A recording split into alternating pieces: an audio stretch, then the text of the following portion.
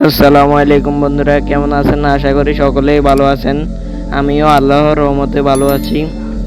আজকে ভিডিওটি হতে যাচ্ছে কিভাবে ইমোতে ব্লক করবেন আর কিভাবে আনব্লক করবেন। বেশি কথা না বলে ভিডিওটি শুরু করা যাক।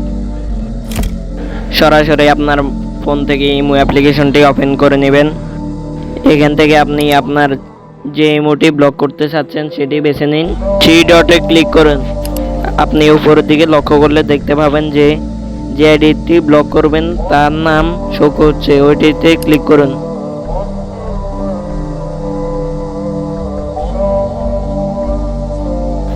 একটু নিচের দিকে স্ক্রল করলে দেখতে পাবেন ব্লক নামক একটি অপশন আছে, সেটিতে ক্লিক করে ব্লক করে দিন।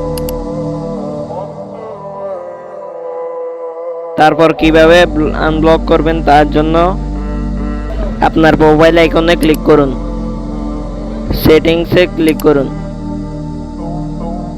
সিকিউরিটি অ্যান্ড প্রাইভেসিতে ক্লিক করুন।